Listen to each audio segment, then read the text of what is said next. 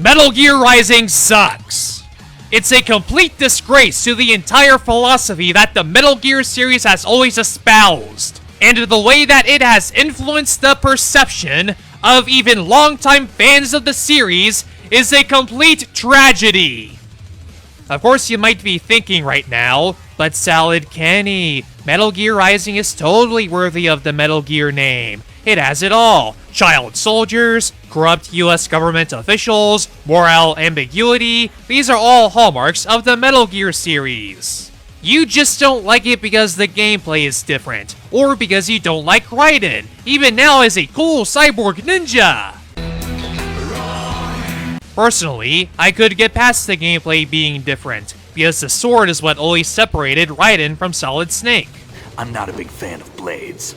Also, I love Raiden, even in Metal Gear Solid 2. He had a tragic childhood and a very tragic adulthood, but over time, he learns from his experiences not to be a prisoner to his past.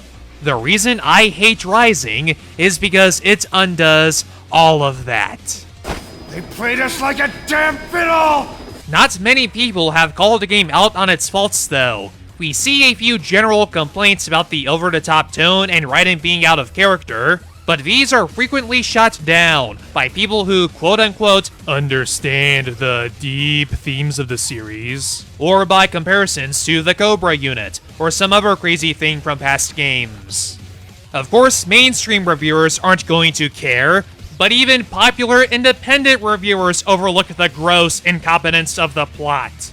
I know that this is a divisive title for Metal Gear fans, but I like to think of it as more of a Platinum game than a Metal Gear Solid game. Well, I am going to review Rising as a Metal Gear game, because Metal Gear is in the fucking title. If I was reviewing a Taco Bell restaurant, I would make sure to review the tacos.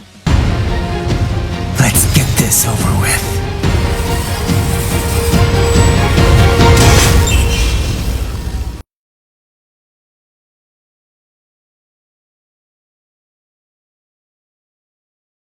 Part 1. The Timeframe. Many of the problems in Metal Gear Rising stems from the fact that it takes place 4 years after Metal Gear Solid 4, a game that was specifically designed to give every character ever a proper conclusion. サーガの、最終作というか完結編なので、今まで出てきたキャラクターをですね、みんな幸せにしたいという思いがありまして、なるべく出しましたね。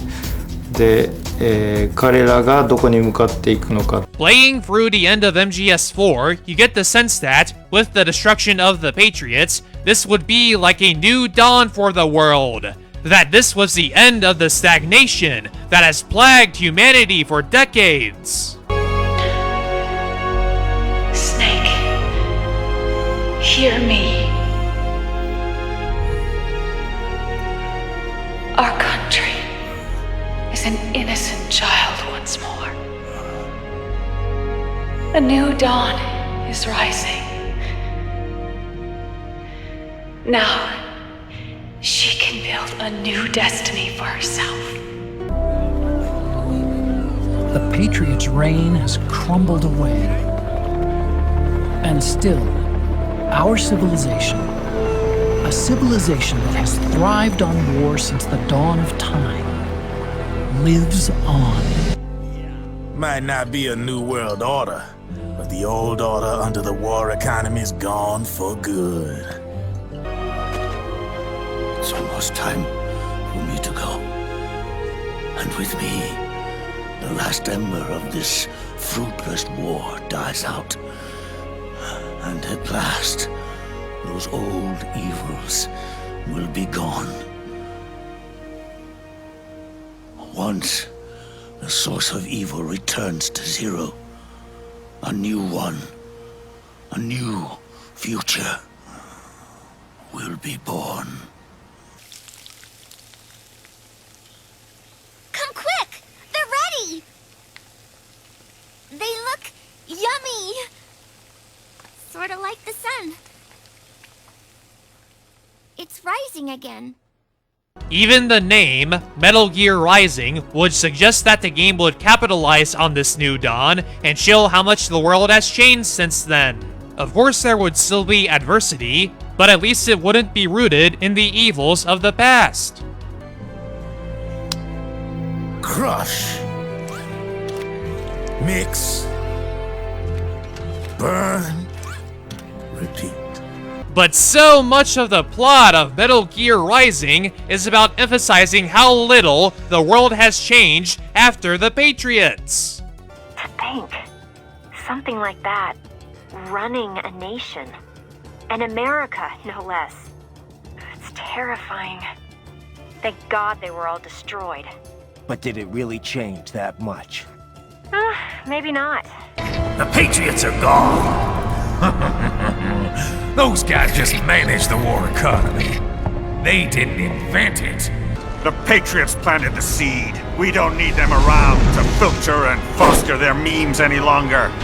We're spreading them just fine ourselves. Every American man, woman, and child. We're all sons of the Patriots now! Originally, Metal Gear Solid Rising, the project that preceded the current Rising, was going to take place between Metal Gear Solid 2 and 4, and tell the tale of how Raiden rescued Sonny from the Patriots.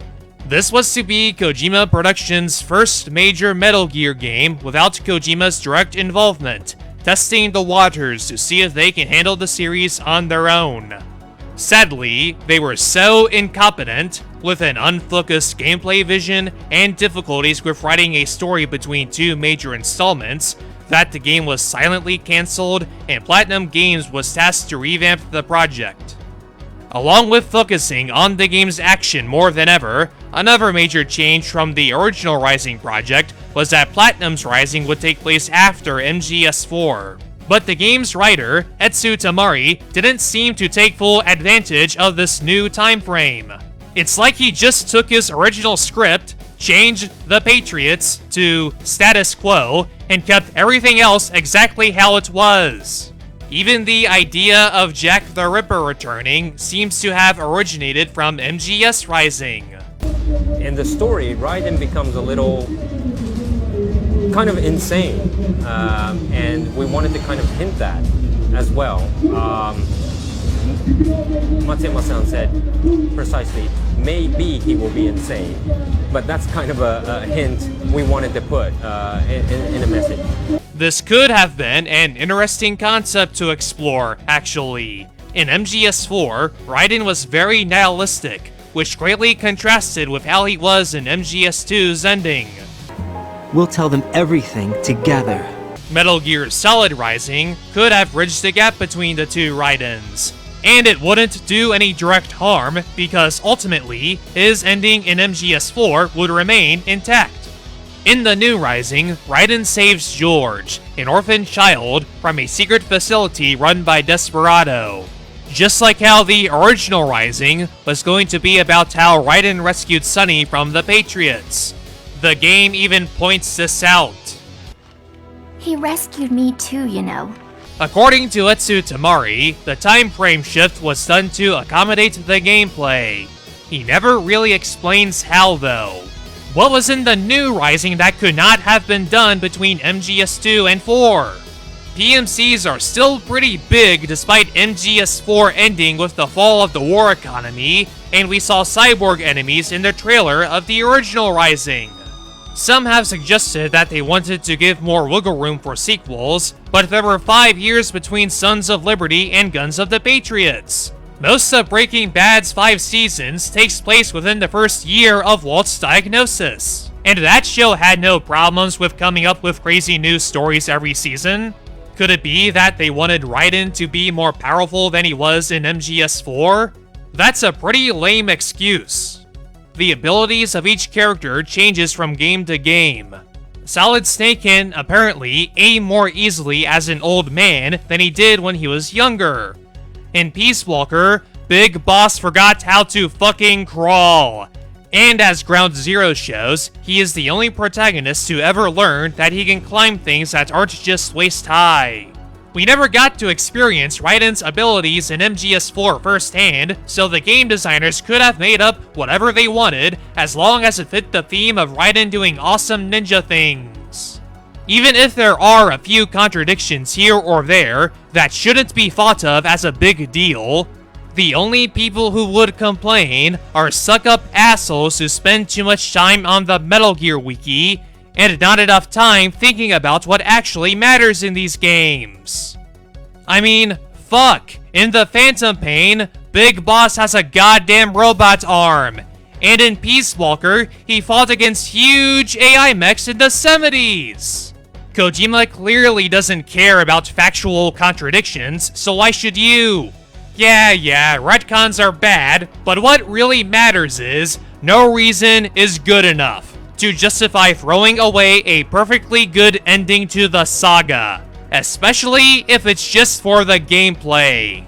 Even Kojima himself said that Rising doesn't really reflect his idea for what happens after MGS4. But as you know, this time we're working with Platinum Games, and it's being developed outside the studio. So it's a little bit different from the story that I had in mind for what would happen after Metal Gear Solid 4. It's kind of Platinum Games' interpretation of the story and their interpretation of the Metal Gear world. So in that sense, I guess you could say it's sort of a parallel story at the same time, as well as being a continuation. But it's Platinum's take on the Metal Gear universe. In another interview with the Japanese site 4Gamer, when asked if there is anything going on in world affairs that he might portray in his games, Kojima explains what this different story might be. He explains that, while the Metal Gear series has always depicted America at its strongest, he feels that the idea of a strong America is changing, so the next game might have a different theme. This idea seems like a much more natural progression of events after MGS4. With the American system in a state of collapse, Patriot society has reverted to a blank slate.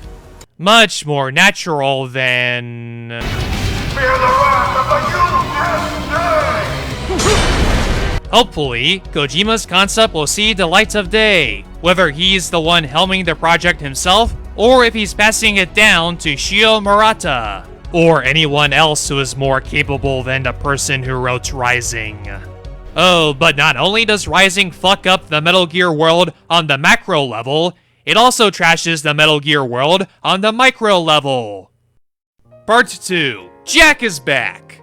But not Rose.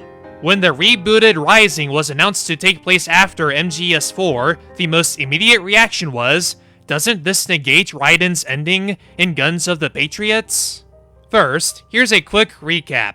Raiden was first introduced in Metal Gear Solid 2, Sons of Liberty, as the surprise player protagonist, replacing series mainstay Solid Snake. Raiden worked for the reformed Foxhound unit, tasked to stop a terrorist threat and a potential environmental catastrophe. But as the game goes on, the reality of Raiden's mission becomes more and more apparent. In truth, Raiden was being used by an organization called the Patriots as part of their S3 plan, manipulating events and creating context in order to determine how to better control society. It's also revealed that Raiden grew up as a child soldier in Liberia and was morphed into a killing machine by Solidus Snake, earning him the name Jack the Ripper. Throughout his entire life, Raiden never had the freedom to choose for himself. Lost and confused, Raiden can only think of one question. Who am I really? Seemingly out of the blue, Snake intervenes and explains to Raiden that it doesn't matter if his experiences were real or not, because what's important is that he learned from them. I know you didn't have much in terms of choices this time. But everything you felt, thought about during this mission is yours. And what you decide to do with them is your choice. You mean start over? Yeah, a clean slate, a new name, new memories. Choose your own legacy. It's for you to decide. It's up to you. Raiden takes Snake's advice to heart. He learns to find his own identity and lives happily ever after with Rose, his girlfriend. Except that didn't last long. In Metal Gear Solid 4, Guns of the Patriots, we learn from Rose that Raiden has become an emotional wreck, as memories from his time during the Liberian Civil War resurfaced. This was most likely done in reaction to the negative backlash of Metal Gear Solid 2. Just like how Raiden in MGS2 represented the player playing games for the illusion of being an awesome secret agent like Solid Snake, Raiden in MGS4 represents players who didn't understand what Kojima, through Solid Snake, was trying to convey to the player. Raiden, 5 years ago. That's not what I meant. However, Snake, like Kojima, never gave up on Raiden. He continued to make his point, and to try to pass down his sense to Raiden. You still have your youth. Don't waste it. You can start over. In the end, Raiden gets back together with Rose and Little John, his son. After a difficult life, it seems Raiden can finally leave that crap in Liberia behind and break into the life of happiness for real.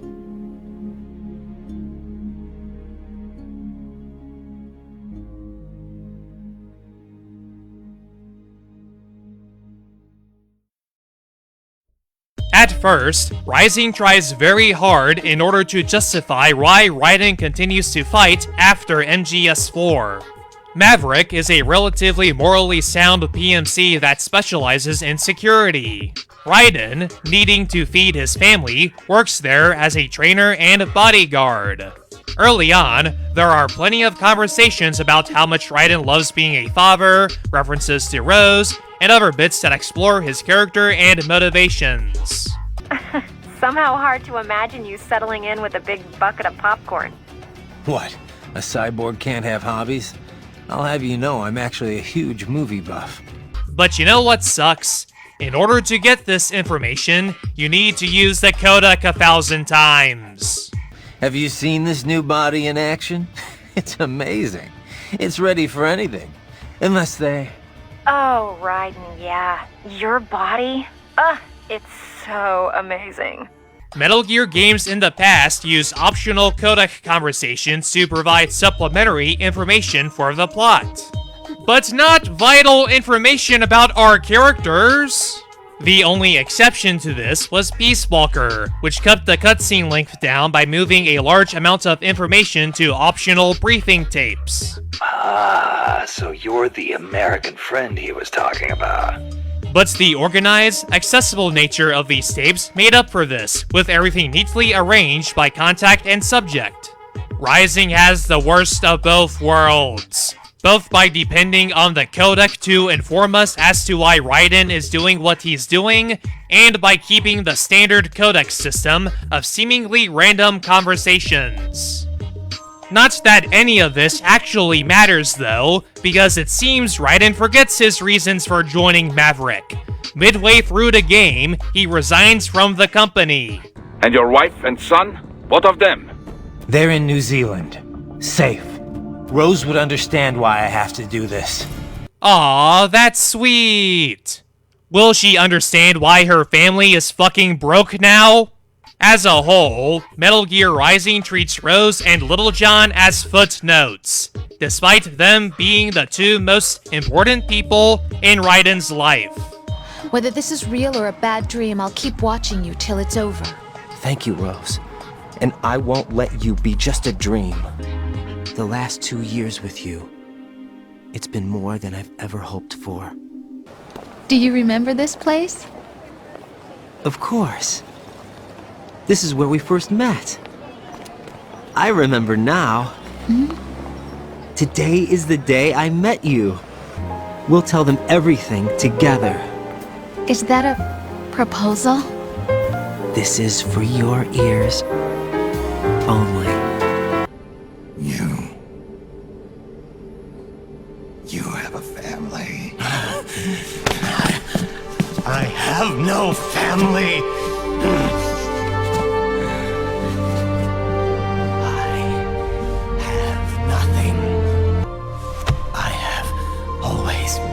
Been alone.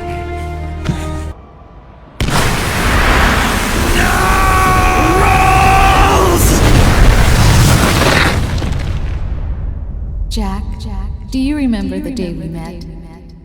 Yeah, It was in front of Federal Hall.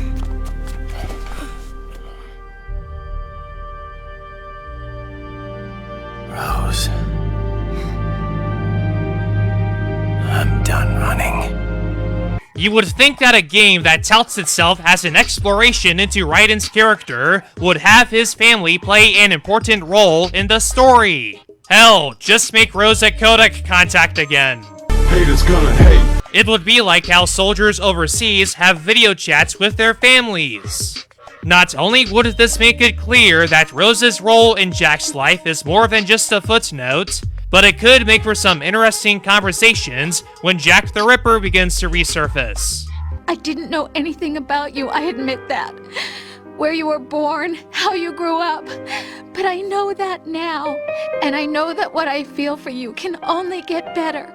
And I'll share in your past if that's the price. But instead, everything that is important about Raiden's character is either abandoned or moved to optional codec conversations. The game ends with Raiden rejecting Boris's offer to rejoin Maverick, instead declaring his personal war against World Marshal. It's never explained how Raiden's family will continue to survive now that he no longer has a job. We don't hear him asking Boris to watch over them. We don't hear him asking Sunny to take care of them since her job as a genius space engineer probably makes her very wealthy.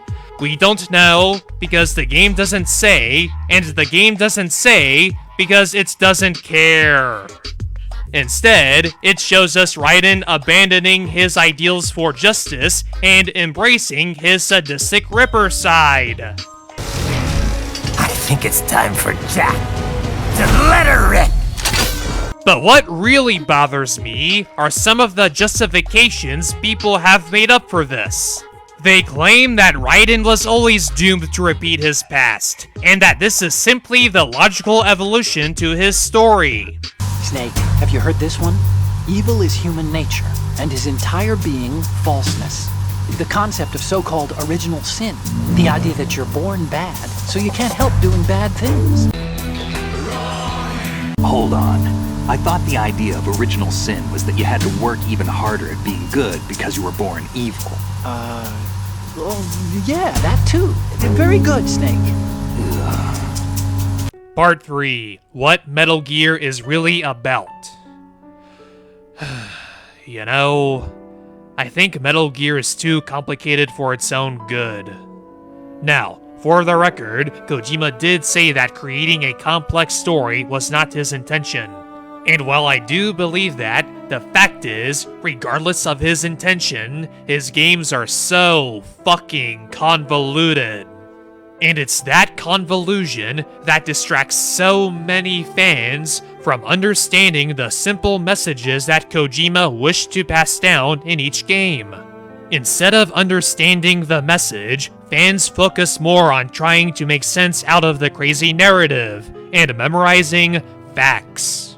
This causes fans to depend on lore gurus, people who memorize everything and allegedly hold the answers to everything. Whenever someone argues how something in Metal Gear doesn't make sense, these lore gurus will swoop down like antibodies to explain how everything actually makes perfect sense. And we just can't appreciate the sheer depth of the super complex Metal Gear storyline. Typically, when concerns over Raiden's portrayal in Rising is brought up, these lore gurus will use scenes like this to rationalize it. Then what is it? I'm a killer. But I see men hit, I see them die in agony, and I don't feel a thing for them. don't think things like that, Jack. I'm a born and bred killer. Nothing like Snake. He fights for something he believes in. So do you. You're doing your duty. No, I'm not. Somewhere deep inside, I'm enjoying this game. Using this scene, the lore gurus argue that Jack the Ripper is merely the exclamation point in the sentence that started in Metal Gear Solid 2. I'm Jack the Ripper, a dirty reminder of a terrible mistake. But what they tend to forget are moments like these. You can stop being part of a mistake, starting now. You can find your own name, and your own future. Decide for myself? And whatever you choose will be you. You mean start over? Yeah, a clean slate, a new name, new memories. Choose your own legacy. It's for you to decide. It's up to you. It was never going to work out for me. It even rained the day I was born. You've got it all wrong. You were the lightning in that rain. You can still shine through the darkness. You still have your youth. Don't waste it. You can start over. Metal Gear was never fatalistic or defeatist. Its message has always been, yeah, the world has its problems, but you can make it better, starting with yourself and by setting a good example for others. In Metal Gear Solid 1, Liquid's motivation was revenge against Solid Snake for inheriting Big Boss's superior genes, leaving Liquid with the inferior genes. Liquid spent his entire life cursing his genetic fate. I'm just the leftovers of what they used to make you. Can you understand what it's like to know that you're garbage since the day you were born? But I'm the one Father chose. So that's why you're so obsessed with Big Boss. Some warped kind of love. Love?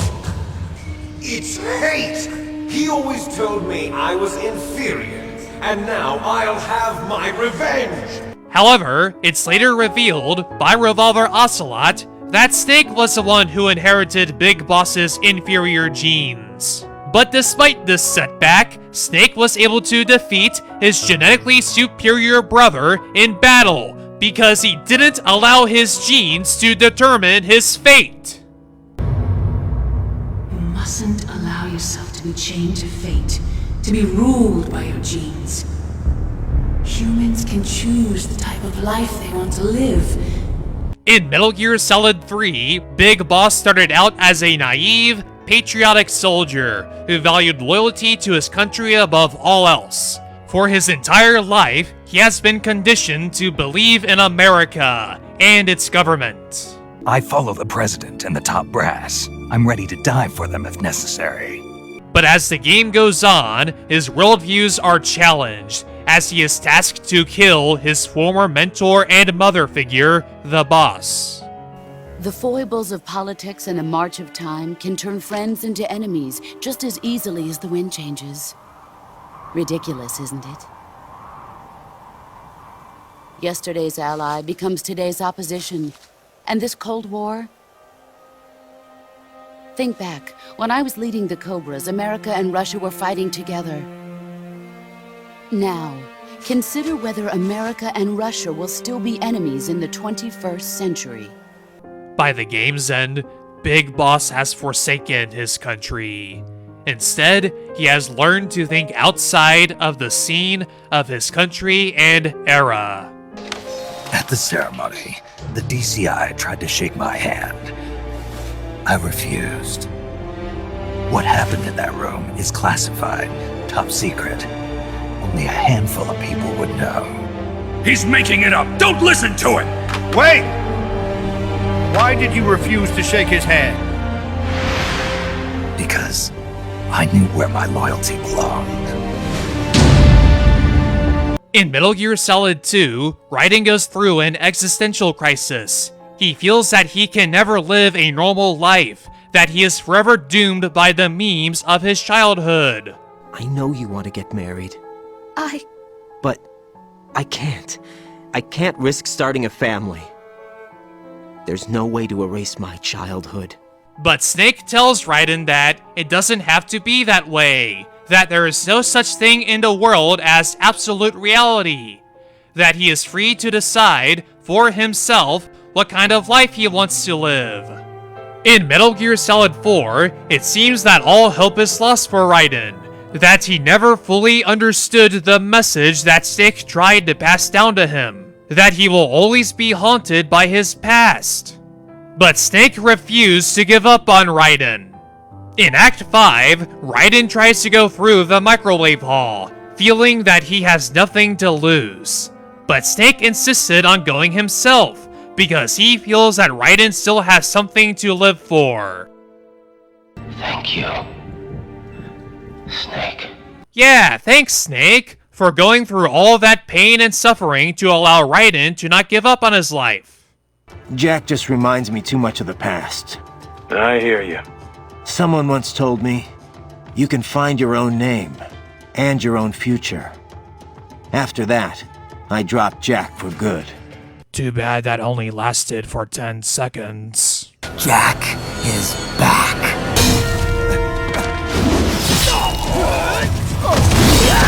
Good job, Snake. All of your hard work was for nothing. Fuck you, asshole.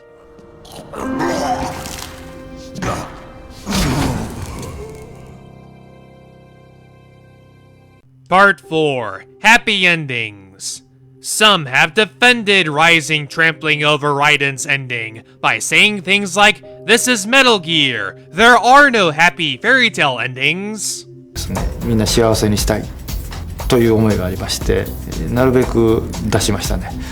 Hideo Kojima's fans seem to have this really weird perception of him. They see him as this bleak, fatalistic person with a very dark view of humanity.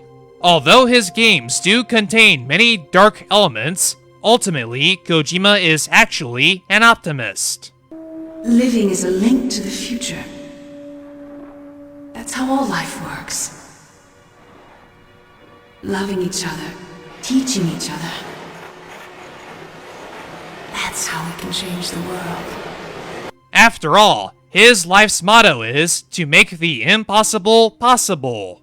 Okay, well, this is something I often say, but I believe that creating something new is all about making the impossible possible. And so I think, many of the things that we come to think of as being impossible, they're not really impossible. I think about 90% of them actually can become possible. The only reason people say it's impossible is because no one's ever done it before. But if you're a very creative individual, you can find ways to make it happen. Back in the day, they said man would never walk on the moon. Da Vinci said it was impossible, but we've done it. We've been to the moon. So I think, the things that you want to achieve, whatever you have in your mind, I think there's a good chance it can be done. This is why nearly every game in the series ends on an optimistic note. Metal Gear Solid 1 ended with Snake defeating Liquid and learning not to be bound by his genes. Metal Gear Solid 2 ended with Raiden learning to think and act for himself. Even Peace Walker put a positive spin on Snake Eater's bleak ending. You saw it, didn't you? When you went to space, that there's beauty outside of battle. At last, I understand. In the end, it was you who put down your gun and chose instead to sing. You still don't believe me?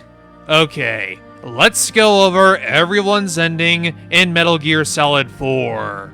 Whoever gets a happy ending gets but whoever gets a bad ending gets let's begin. Number 1, Otacon. Dr. Hal Emmerich was inspired by Japanese mecha anime to create Metal Gear Rex, which he intended for peaceful purposes. But his illusions were shattered when he learns that Rex was actually a nuclear launch platform. Horrified by this revelation, Otacon sets out to make up for his mistakes. In MGS2, he worked with Snake to eradicate the growing Metal Gear threat. In MGS4, his story is resolved with the creation of Metal Gear Mark II and III, the latter of which uploads the virus that saves the day. Number 2, Naomi Hunter. Naomi created the Foxeye virus out of revenge against Solid Snake, but she later regrets this after learning how haunted he was by his actions. The Patriots later used Foxeye as a model for their emotion control nanomachines, used to regulate each soldier's senses. So, she sets out to atone for her sins. She helps create the Fox Alive virus with Sunny. She dies, knowing that she made up for her mistakes.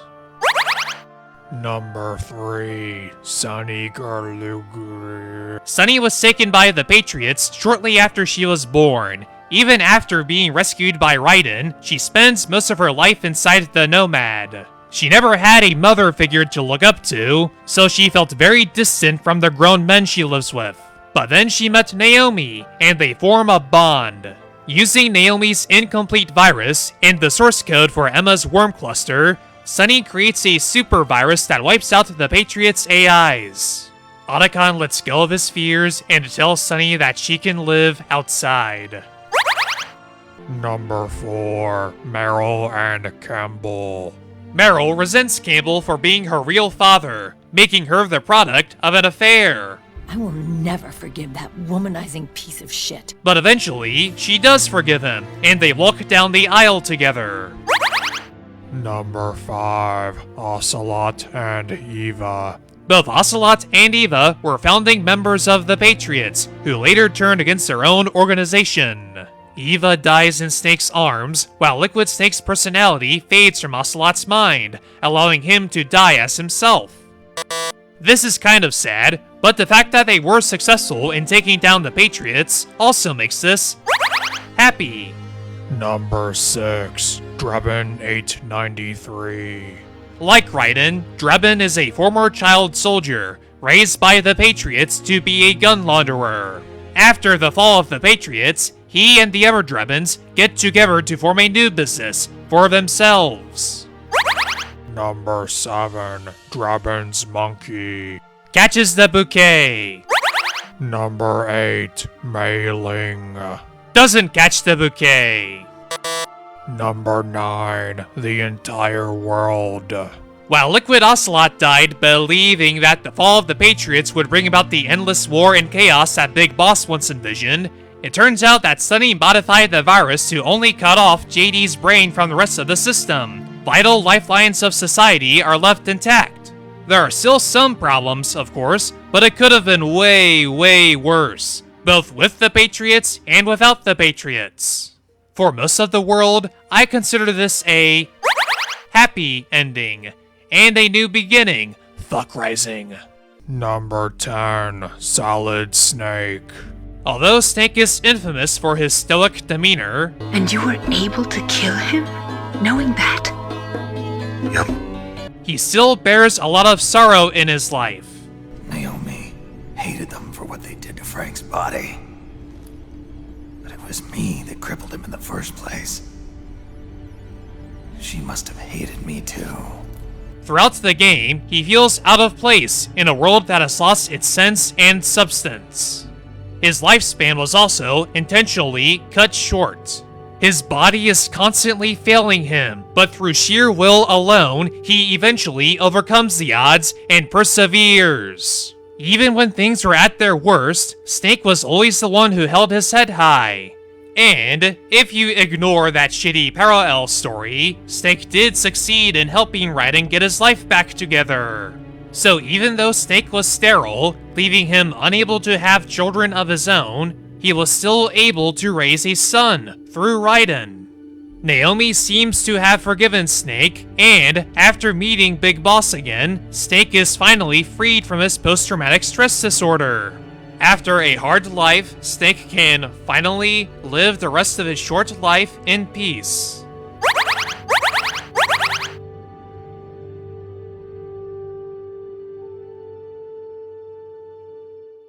Even fucking number 11, Big Boss, got his burnt as fuck body back just so he could be given a happy ending. MGS4 establishes that both the Patriots and Outer Heaven were the result of two different interpretations of the boss's will.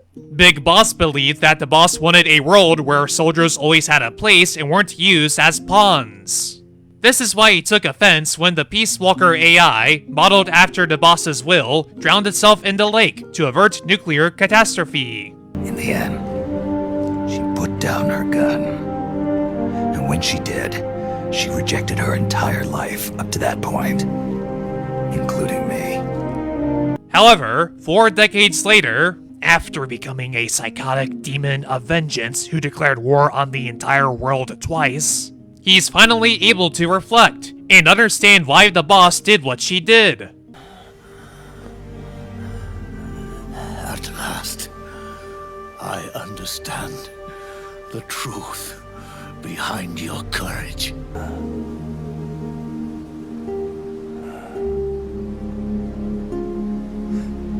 This is good, isn't it? Yes, it is. So out of every major character who appeared in the game, the only one who got an absolutely bad ending was Mei Ling. Everyone grows up being told the same thing. Be nice to other people. But beat out the competition. You're special. Believe in yourself and you will succeed. But it's obvious from the start that only a few can succeed. But in all seriousness, yes, I know that, in real life, not everyone gets a happy ending. But you know what? In real life, not everyone gets a bad ending either. Life has its problems. Some people were born with autism or Asperger's syndrome. Some people were raised by really shitty parents. Most of us lost someone very special to us.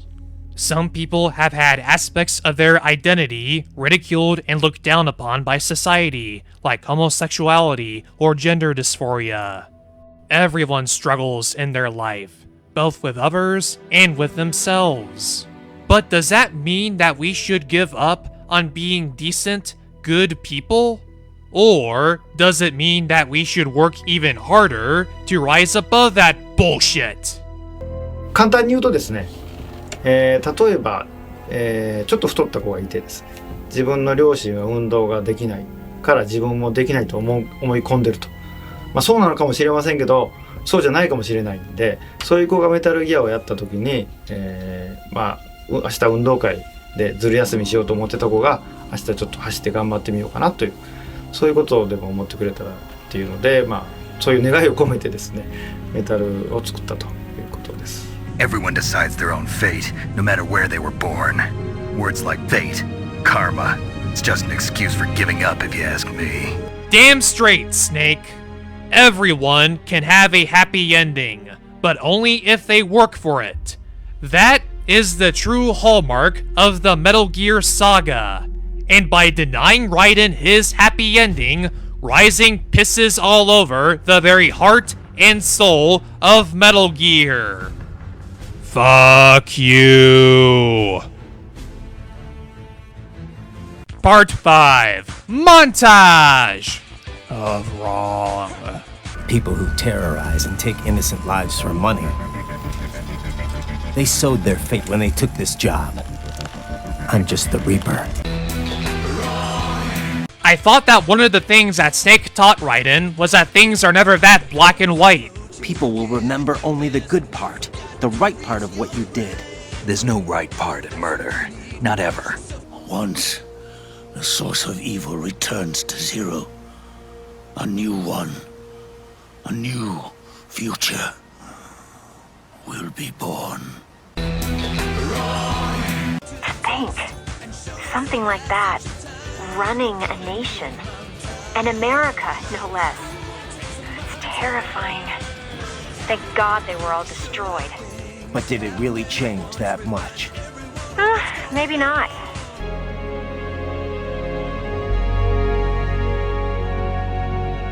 I'll never leave you alone again. And your wife and son? What of them? They're in New Zealand. Safe. Safe and alone. Did you ever consider another line of work? Something non-military, I mean? I'm a cyborg, Courtney. What am I gonna do? Drive an ice cream truck? You planning on signing him up with a PMC? Because that's the only job we're good for, as far as I can tell. Oh, you are quite mistaken there. Just consider it. The power of a machine matched with the nimbleness and creativity of a human. The construction and public works possibilities alone are endless. I saw a news piece on German TV just the other day about a cyborg plumber, in fact. Hold on, there are non-military jobs for cyborgs? And Raiden didn't know about this? Why? Oh wait, that's right, because Platinum Games didn't feel like making Metal Gear Construction, Jack the Builder. So instead, they made Raiden look like an idiot who doesn't know how to read the want ads. In America, my friends, my family, they helped me forget the devil inside. Okay then, let's talk about you. Me? Yeah, your least favorite subject. That's not... Oh yeah? Then go ahead and say something. Like what? Anything. Tell me something about yourself. I can't think of anything interesting to say. Why do you want to talk about me so badly? Because I'm curious. But why? Is it really that strange to want to know more about someone you love? Raiden, you are the one who wanted to forget the devil inside. Rose wanted you to open up and come to terms with your dark secrets. I didn't know anything about you, I admit that.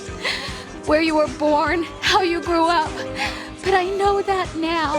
And I know that what I feel for you can only get better. And I'll share in your past if that's the price. Find something to believe in, and find it for yourself. And when you do, pass it on to the future. Believe in what? That's your problem. I think I found something to pass along to the future. But you, all this, is a wake-up call to what I really believe. What I really am. What are you saying? I'm saying Jack is back.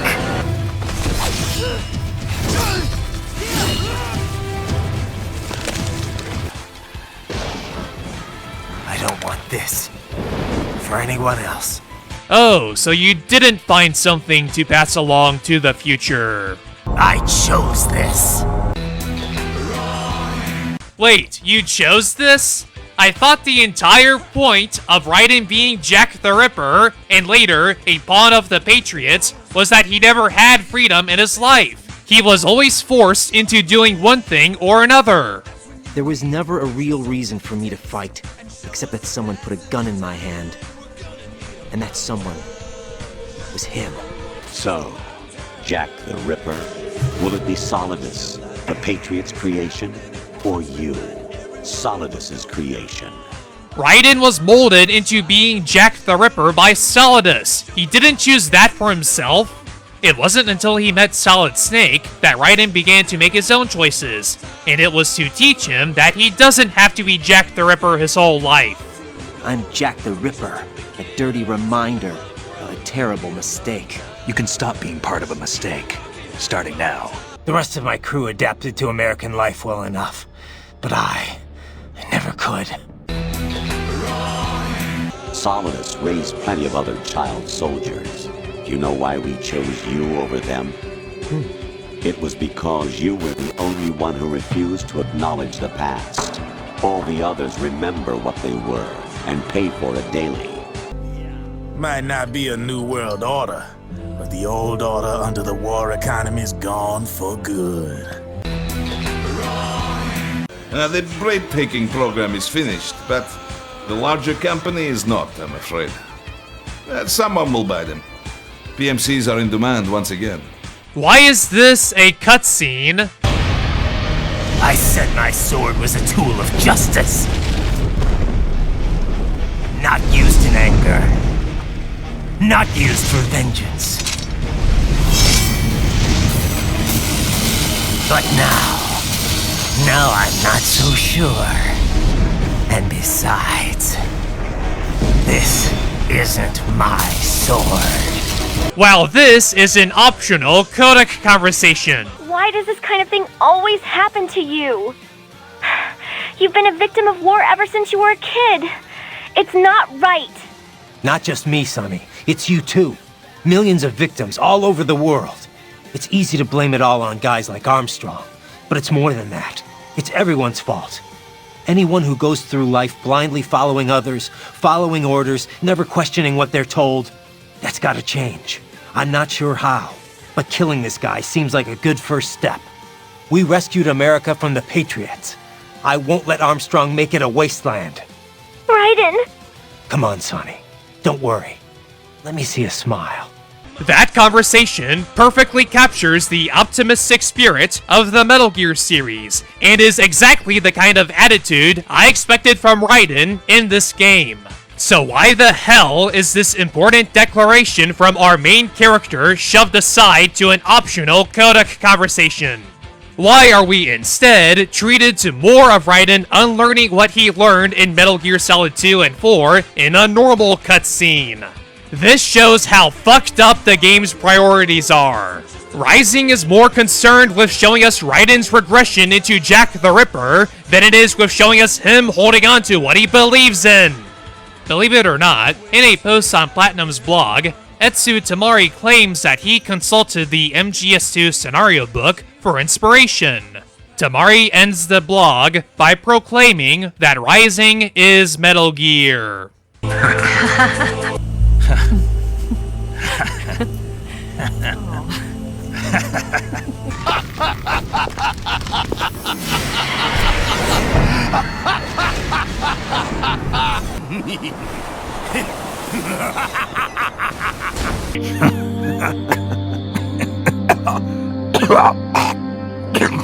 Oh, what happened?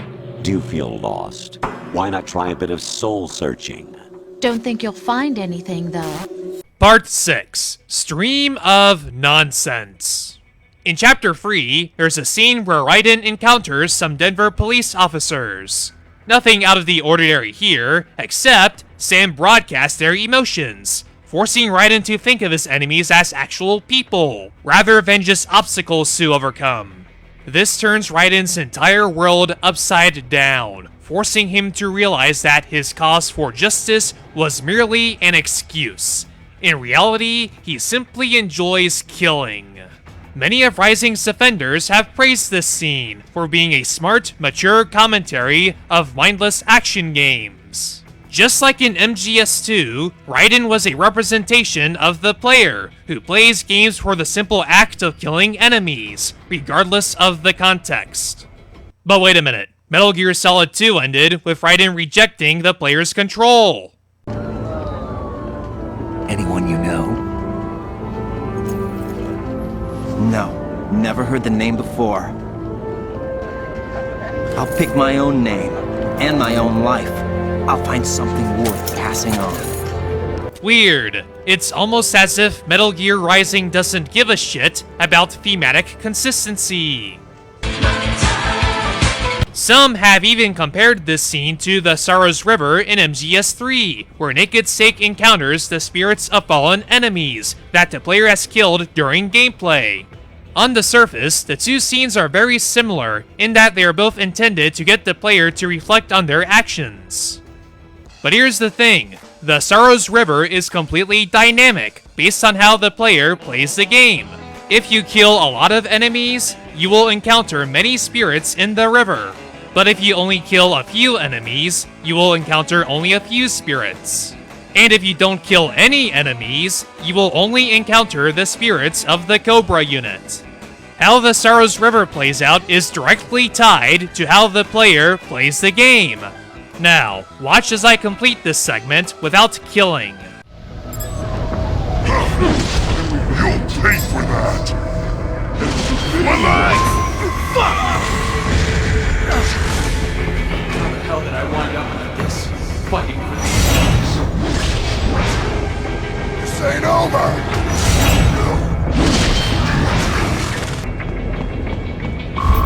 Notice how the game acknowledges that I avoided killing by giving me a bonus. I thought they had a choice. A fair choice. What? Bullshit! I let them live! I let them live! I know what they went through, yeah. But I sure as hell didn't let it stop me. Yes, you did! They lived! They're alive! They are alive! The game then arbitrarily takes away your ability to enter Blade Mode. When attacked by enemies, Raiden has to either let them hurt him or hack away aimlessly. Even if you complete this entire section without killing any enemies, Cutscene Raiden will take over for you and kill them himself without any input from the player at all. During my first playthrough of the game, when I had to do the finishing blow on Mistral, I tried to aim for the arms and legs. Non-vital stuff that she could get cybernetic replacements for. I felt that cutting her to pieces while being doused with liquid nitrogen was cruel. But without my intent or input, Raiden smashes her to pieces anyway. Stuff like this is why the Sorrow's River is so brilliant. It doesn't pretentiously form a preconceived opinion about who you are or why you play the game. It lets you play the game as you normally would, and then judges you accordingly. In short, the Sorrow's River is a true reflection of the player, unlike Raiden's descent into Jack the Ripper, which is completely driven by the narrative. I know what you're thinking, but Salad Kenny, you just said that MGS2 ended with Raiden rejecting the player's control. Doesn't this mean that Raiden is acting on his own initiative? Nice try, but as I have already explained, I'm Jack the Ripper, a dirty reminder of a terrible mistake. You can stop being part of a mistake, starting now. In MGS2 and 4, Raiden did not want to be Jack the Ripper. In his Rising analysis video, Give War a Chance, Chris Wagger argues that Rising is a commentary on games like BioShock Infinite or Gone Home. Games that use story as a crutch in order to give extrinsic justification for the gameplay. Rising's message, as the video argues, is about embracing the intrinsic value of the gameplay itself, and to discard extrinsic ideals of justice and story. We can tell ourselves that we need all these motivations that games give us, this justice we want to act out, but this isn't pushing us forward, we're just being inauthentic. Metal Gear Rising is about taking up the blade for yourself, because that's what you want to do. But here's where Chris's argument falls flat. I chose this. They're kids, you son of a bitch. Right after the scene where Raiden discards his extrinsic motivations for fighting, Raiden expresses his motivation to save the children. Relax. I'll get the brains. This is an extrinsic motivation, independent from the intrinsic motivation of having fun with the gameplay. So if Raiden still represents the player, as Chris argues, that means that the player is once again obeying the story. But you know, we shouldn't blame Chris for his faulty arguments. After all, Rising itself is very inconsistent with how it portrays Raiden. Is he a crazy person who lives only to feel and inflict pain? Or does he want to rescue kids and save America? Is he Jack the Ripper now, or is he still Raiden? Is he full of sorrow, of hurt and pain? Or is he filled with love? Sorry. The saddest irony is, while MGS2 ended with Raiden learning to find his own identity, in Rising, he goes through the worst identity crisis ever. あとは MGS2 ではですね、いっぱいあるんですけど、一番好きなところは、最後に、アーセナルギアが、ニューヨークマンハッタンに突入して、でライデンが敵を倒して、でそこにスネークが合流するんですけど、その時に、ライデンはいろいろ悩みがあって、で自分の取ってたドッグタグを見ると、そこにプレイヤーが、ゲームの冒頭で入力した自分の名前がついてるんですけど、でそれを見た時にスネークが知ってる名前かって聞くんですけど、ライデンはそのプレイヤーの名前を見て、自分の名前ですね、プレイヤーは名前を見て知らない名前だって言って、その自分の名前のついたドッグタグを捨てるシーンがあるんですけども、ここも結構、ゲームの Remember, people, according to Kojima, Rising is just Platinum Games' interpretation of the Metal Gear universe. Shit like this is why. Also, has anyone else noticed how, even after Raiden admitted that his cause for justice was a sham, and even after he embraced his murderous douchebag side, none of his allies do so much as slap him on the wrist and continue to support him regardless? It's not like he's still working for Maverick, so why do they continue to help and admire this lunatic?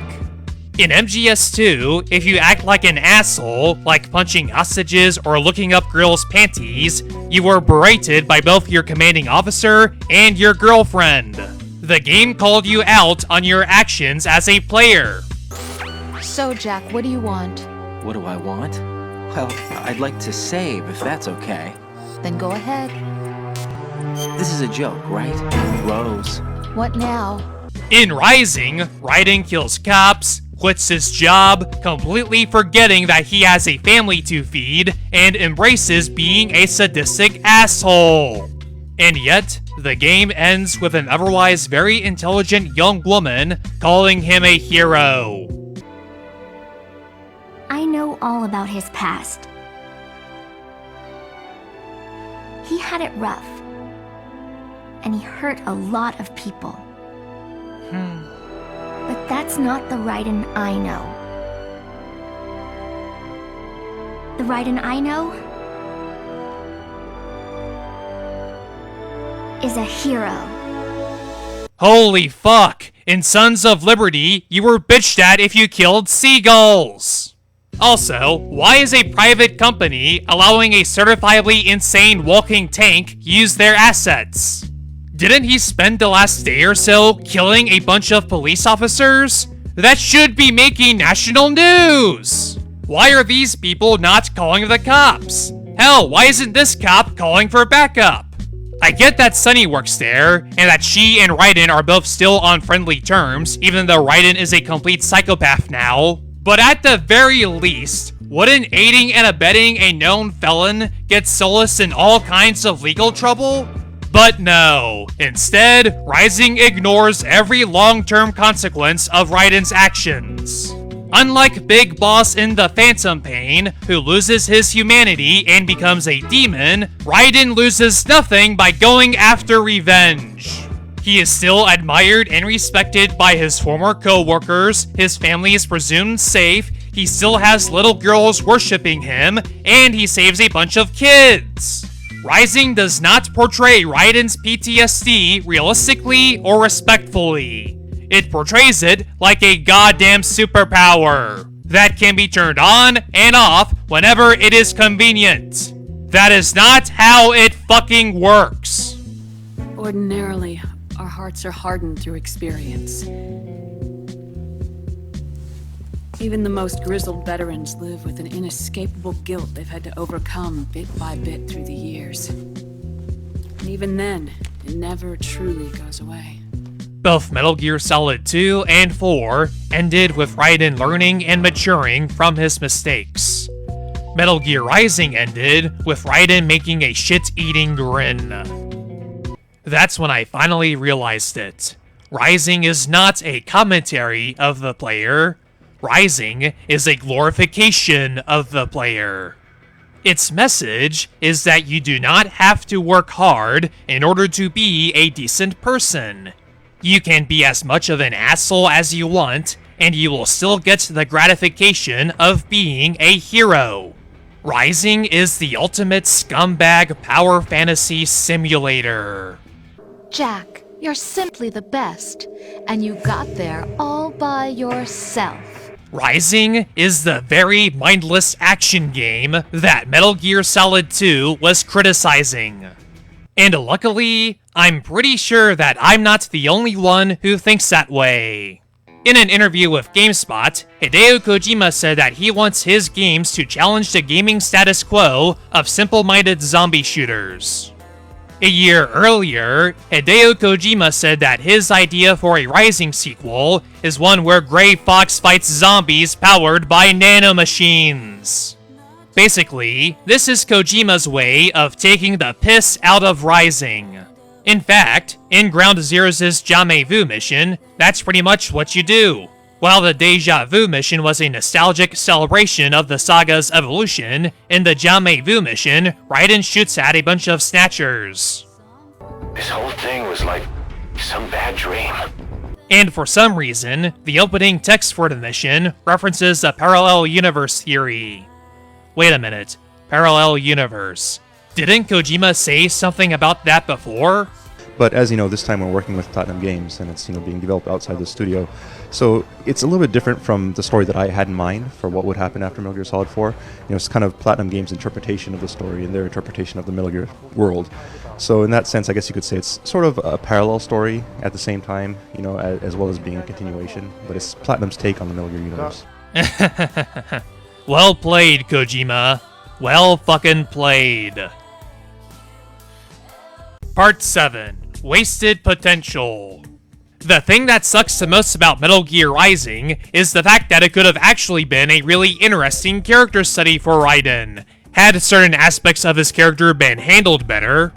It's not like Etsu Tamari is completely clueless about who Raiden really is, just listen to what he says here.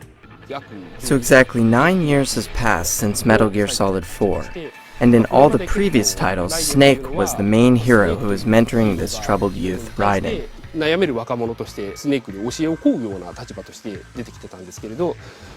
Raiden has grown up, but he is still suffering from the wounds to his soul he received from the civil war he fought in.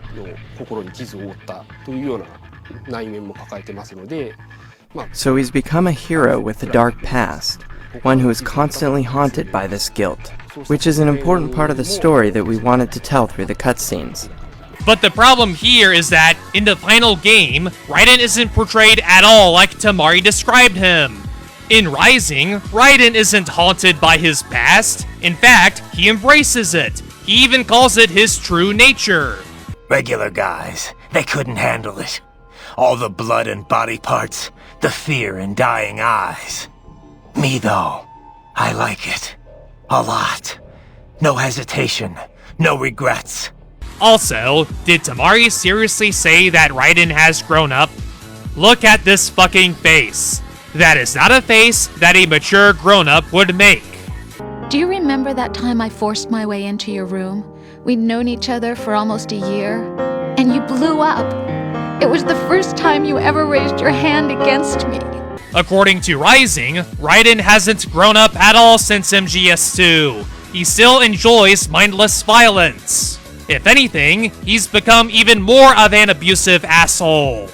If Etsu Tamari really wanted to portray Raiden as a hero with a dark past, Jack the Ripper would not have been a superpower that Raiden gleefully lets out to make combat easier. It would have been a burden on him. In Metal Gear Solid 4, Snake's psychological well-being was monitored by a psych gauge and a stress meter. If the player fails to take care of Snake's psych, then aiming becomes more difficult, and Snake will even get knocked out. And if the player kills too many enemies, Snake gets PTSD flashbacks. You enjoy all the killing, that's why.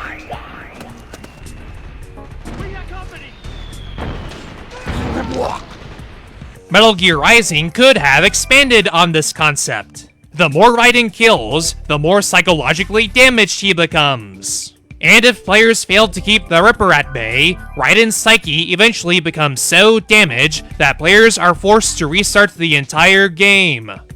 Without the proper treatment, their symptoms will worsen, eventually leaving them unfit for combat entirely. Players would have been incentivized to spare enemies and go for no-kill challenges. This could have been the Metal Gear Rising equivalent to how Metal Gear Solid promotes its anti-war, pacifistic message through its stealth gameplay. Building on this idea, Rose could have been Raiden's psychological support. I mean, why the hell does Snake get Rose as a codec contact, but not Raiden? Having Rose as part of Raiden's support team would allow us to explore their relationship more, and understand Rose as someone who only wants to help Raiden, a point that not many people got in MGS2. Can I ask you something? Who am I, really? I wouldn't know. But we're going to find out together, aren't we? And your wife and son? What of them? They're in New Zealand. Safe. Oddly enough, Sunny, the only other returning character, is portrayed exactly how she should. Unlike Raiden, her character development feels natural. After Otacon tells Sunny that she can go outside the Nomad, she put her smarts to good use, and became one of the lead engineers in a private spaceflight company. all at the age of 11. And as I have said before, Raiden was the most in character during his conversations with her. In the end, nothing ever changes. Science always ends up being used for war. No, it's like any weapon. It's only a tool. It's all up to who wields it. Not everyone has their own selfish agenda. Some people like you are making a difference for the better. If only I could believe that. Cheer up, Sonny. You have the power to bring hope to a lot of people. Yeah, you're right. It's too bad her role in the game is little more than a cameo, because she really brings out the best in Raiden, reminding him of what he's fighting for. Well, at least in the optional codec conversations. Not so much in the cutscenes, where he acts like an immature child. Let's dance! Normally, it should make sense that Sonny would call Raiden a hero, but the way that Raiden is actually portrayed in the cutscenes makes her look like an idiot for saying that. But Sonny is supposed to be really smart. I mean, she took down the goddamn Patriots.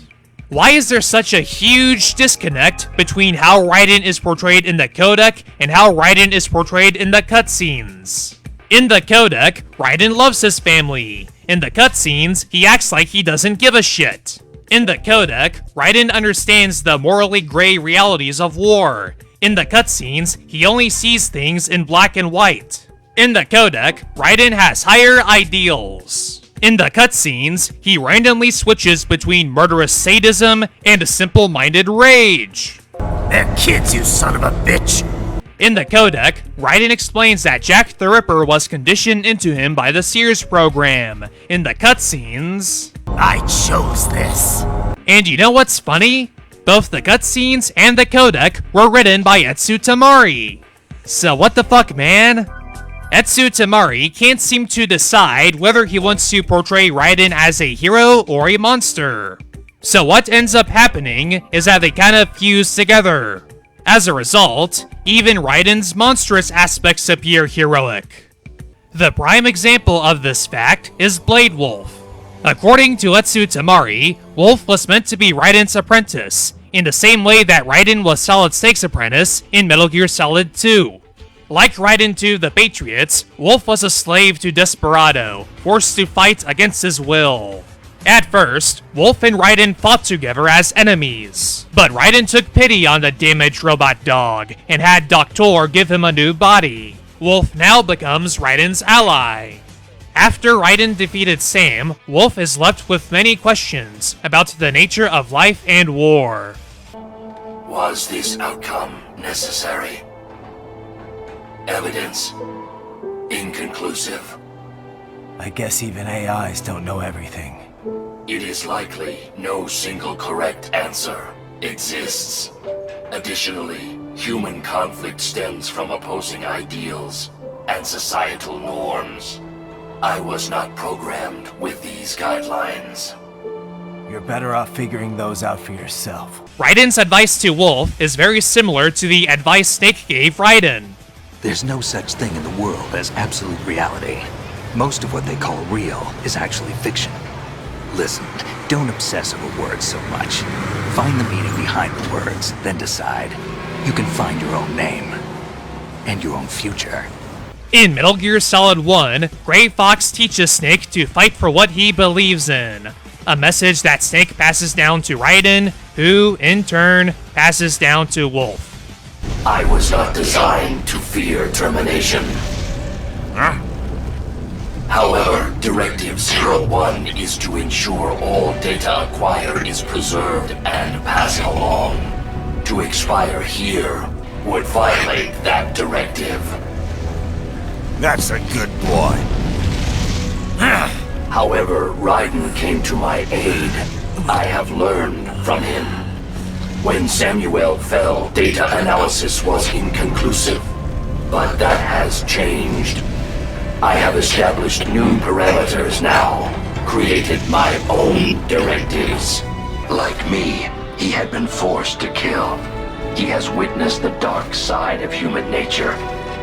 But still, he continues to fight for what he believes in. What we pass down to future generations is a very important theme in the Metal Gear saga. I'm sure that Etsu Tamari meant well with all this, but in the context of the rest of the game, it makes no sense. Because in Chapter 3, Raiden abandons his higher ideals. He has nothing good to pass down to Wolfe. Oh yeah, and like Raiden in MGS2 and 4, in Rising's ending, Wolfe is done fighting, and lives happily ever after with Sun. Oh.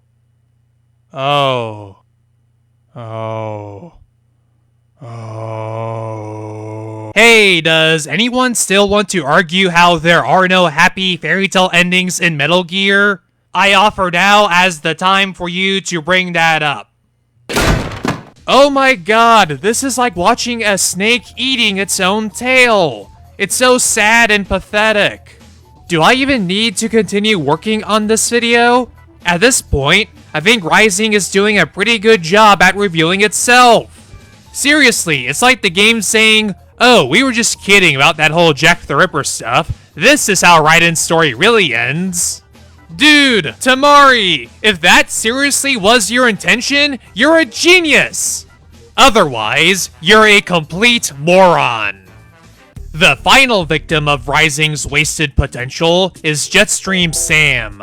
Whereas all of the other villains were one-dimensional assholes with big shit-eating grins, or espousing elementary school-level nihilism, Sam had a very nonchalant demeanor. He was less interested in being a sadistic asshole, and more interested in picking apart Raiden's stupid Tool of Justice credo. He was the only villain in the game who acted like how a Metal Gear villain should act. In fact, in some ways, he was like Gray Fox in MGS1. Both Sam and Gray Fox came to the protagonist to find glory in battle, though ultimately, they helped the protagonist take down the shirtless big bad. He was as much good as he was evil. But here's the thing. The whole point of a morally ambiguous antagonist is to make the protagonist doubt his own righteousness. Why did you come here? Well, I'll tell you then. You enjoy all the killing. That's why. Fighting Sam should have made Raiden more doubtful of his motivations. And yet, after Sam's death, Wolfe is the one who is unsure of himself. Raiden appears to have it all figured out. You're better off figuring those out for yourself. Essentially, Sam's death has no impact on Raiden. And then this happens. 2 years I've been working towards this. And on the last day, Blondie has me doubting the whole thing. How? Why? What did Raiden do to change your mind? No, seriously, why is it that Sam is the one doubting himself because of Raiden? Up until this point, Raiden has done nothing but confirm everything that Sam said about him. You deny your weapon its purpose. It yearns to bathe in the blood of your enemies, but you hold it back. And yet, for no reason at all, Sam realizes the error of his ways because of Raiden. It's like every character was written for a protagonist other than the Raiden we see in the cutscenes. Sunny calls Raiden a hero when cutscene Raiden does nothing heroic. Wolfe admires Raiden for fighting for what he believes in when all cutscene Raiden ever does is conform to his childhood conditioning. And Sam changes his mind about Operation Tecumseh because Raiden did something we don't know. Hell, Codec Raiden feels like he was written for a protagonist other than Cutscene Raiden. If you ask me, Cutscene Raiden and Codec Raiden should have been combined to form a new character, called Raiden. You know, Raiden, the man who loves his family more than anything else in the whole world. Raiden, the man who thinks of himself as a complete badass, but is actually a total dork. Did you say nerd? Not nerd. Node. Oh. Raiden, the man who struggles with his troubled past, but through Solid Snake's teachings, has matured into someone who has found his own name and his own life. That's who Raiden really is, not Jack the Ripper. Oh my god, I've been bitching about this game for over an hour. And some of you are probably writing your refutation of my video as we speak.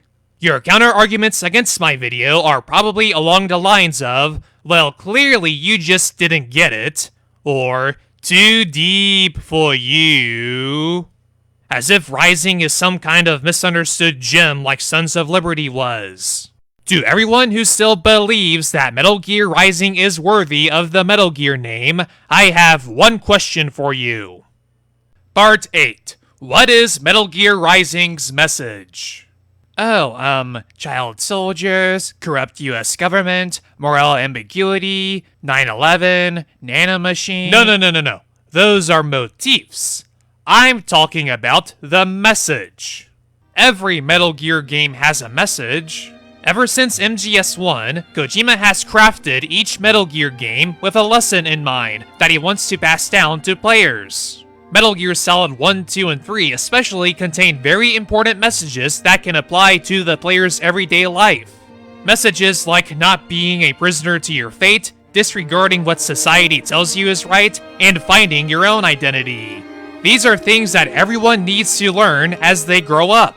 So, I ask again, what is Metal Gear Rising's message?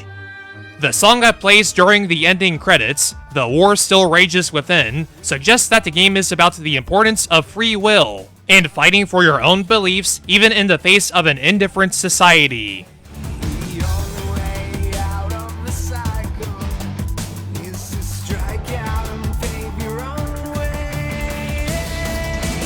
But that doesn't really apply to Raiden in this game. He's not really fighting for what he believes in. He has no beliefs to fight for. I told myself this was about justice, about protecting the weak. But I was wrong. Pain.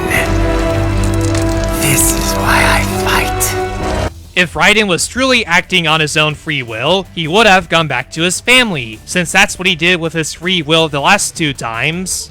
But instead, he's just bending over to Solidus's conditioning. Your name, your skills, everything you know, you learn from me. So again, what is Metal Gear Rising's message? Well, normally, towards the end of a Metal Gear game, there would be a character who spells out the game's message for the protagonist, and by proxy, the player.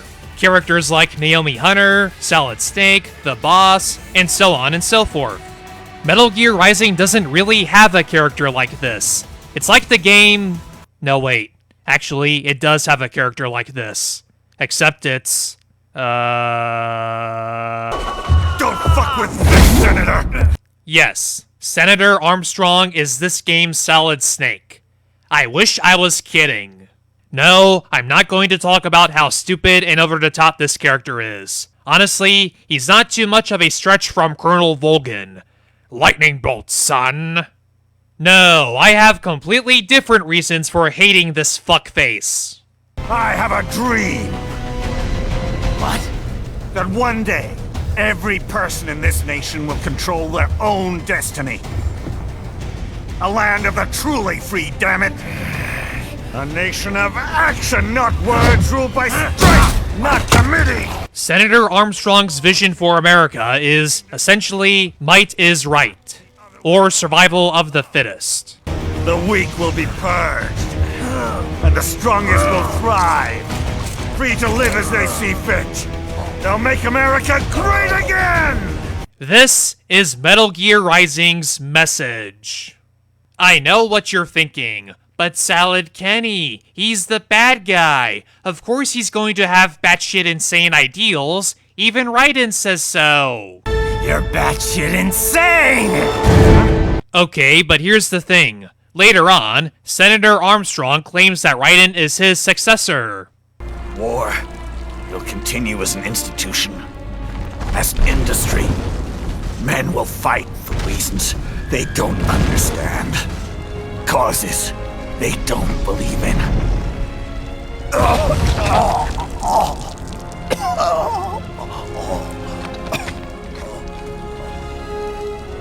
But at least I'll leave a worthy successor. You, Jack. You carve your own path. Use whatever methods you see fit. You don't let legal bullshit get in the way. And if it costs a few lives, So be it. Deep inside, we're kindred spirits. You and I. Raiden doesn't say anything to dismiss Armstrong's claims. In fact, after the credits, Raiden quotes a part of his speech. The breathtaking program is finished, but the larger company is not, I'm afraid. Someone will buy them. PMCs are in demand once again. Yeah. Fighting for reasons they don't understand. Causes they don't believe in. Beg pardon? No. Nothing. This shows that Raiden has taken up Armstrong's cause, fighting for a world where the strong conquer the weak, and might is right.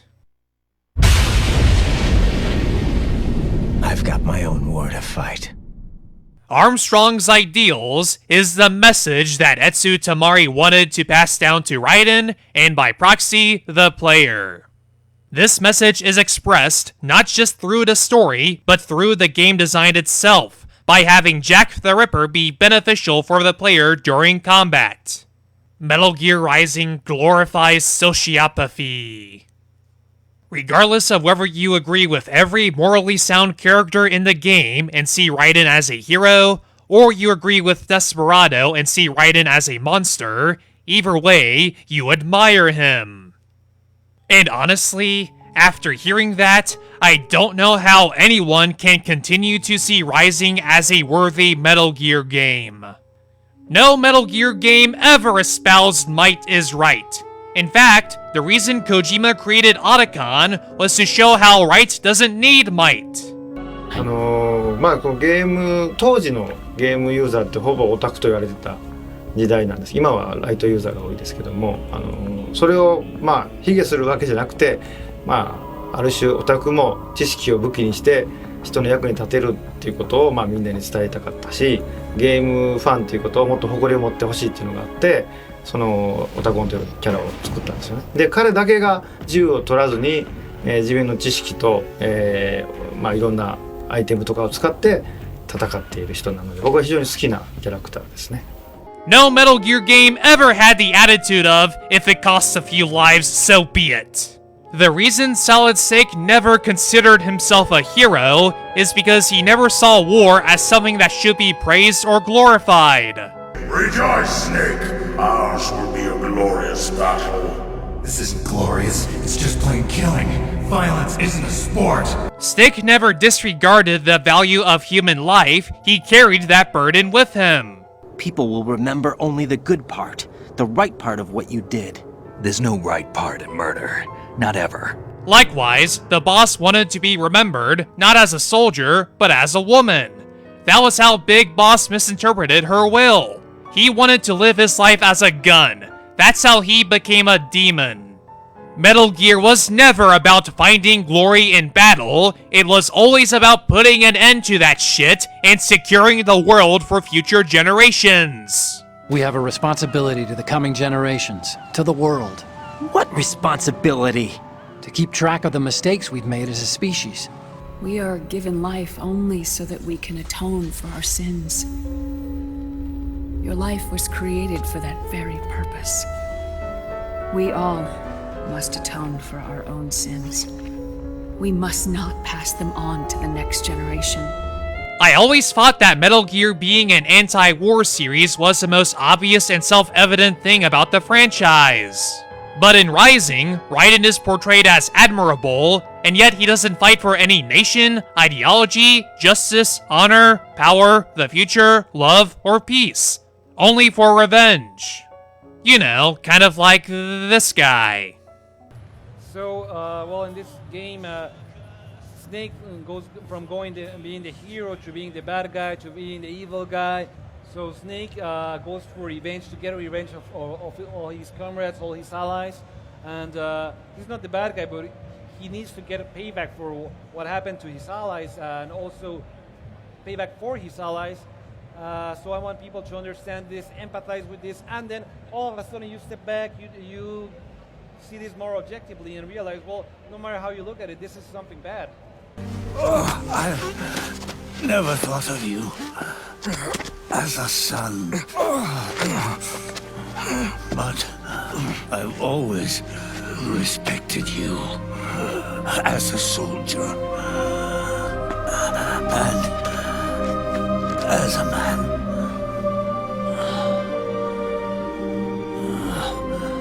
If you'd been in my place back then, maybe you wouldn't have made the same mistakes that I did. Remember when Hideo Kojima said that Rising is Platinum's interpretation of the Metal Gear saga? Well, this is why. In Hideo Kojima's interpretation of the Metal Gear saga, doing what Big Boss did makes you objectively evil. In Platinum's interpretation of the Metal Gear saga, doing what Big Boss did makes you admirable. In Hideo Kojima's interpretation of the Metal Gear saga, what Big Boss did was a mistake. In Platinum's interpretation of the Metal Gear saga, what Big Boss did was totally awesome, and everyone should do it. But I cannot imagine that's what the boss would have wanted. They both misinterpreted her will. At the end of part 4, I explain how Hideo Kojima's message with Metal Gear Solid was about not being a prisoner to fate, that everyone can have a happy ending, but only if they work for it. But Metal Gear Rising's message is that players should take the easy way out and make no effort to improve themselves. That they should continue to be shitty, because being shitty is awesome and empowering. In Kojima's Metal Gear, you have to work hard in order to earn happiness, but in Platinum's Metal Gear, working hard to be a decent person prevents you from being happy. Make no mistake, Metal Gear Rising sucks. It's a toxic disgrace to the franchise's legacy, and the way that it has influenced the perception of even longtime fans of the series is a complete tragedy. Do not be fooled by the petty fan service and aesthetic references.